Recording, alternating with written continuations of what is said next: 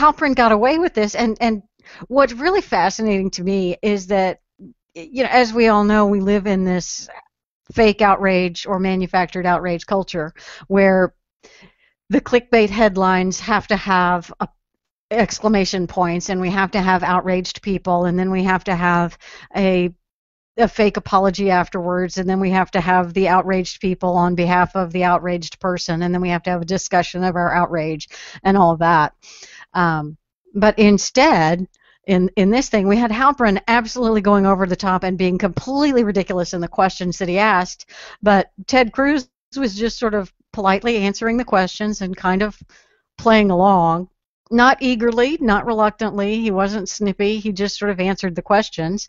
And then Halperin issued a really weird non-apology, and he published it as a PDF file on Scribd. I mean, it's like, dude, were you looking for the fewest possible people in the world to read this apology?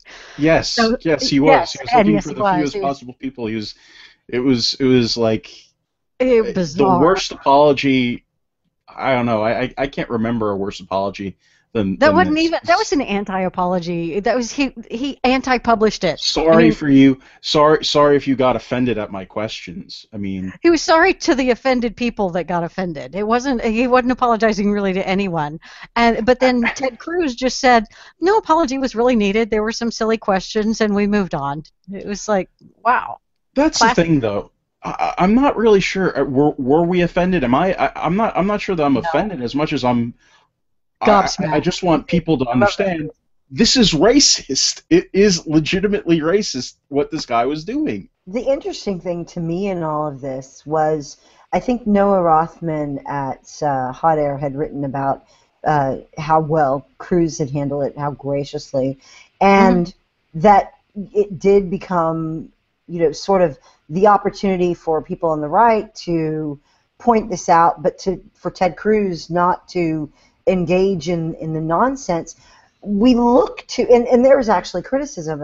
Somebody tagged me and I think JD on Facebook in an article talking about it, and they were a little upset that Ted didn't go full Breitbart defense on air during this, the way that Andrew Breitbart would have done.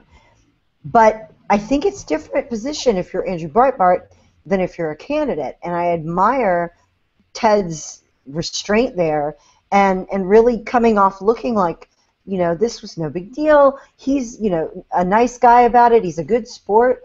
There's no attack there. Whereas in one way, if Halperin had done this and was setting Cruz up to, I think we talked about it in pre-show, play the minstrel, then they would have had that. On the other hand, if they were setting him up to do the outrage or even faux outrage about the racism, then they would have that. And it was like a lose-lose. And Ted Cruz found a third way. Wasn't that amazing? Because now the story is about how awful Mark Halperin is and how much of a racist Mark Halperin is. The focus of the story is not Ted Cruz and Ted Cruz getting all, falling to his fainting couch because he's been offended or any of that. It's all about the lefty media being racists, and that allowed the focus to be where the focus needed to be rather than on Ted Cruz. They've got one little old lady who's telling Christians they need to change their beliefs that are 2,100 years old because she wants them to on an issue. And meanwhile, we've got this fantastic diversity of sharp, energetic, different viewpoints, candidates who are mutilating interviewers left and right, and we're attacking each other. It's crazy.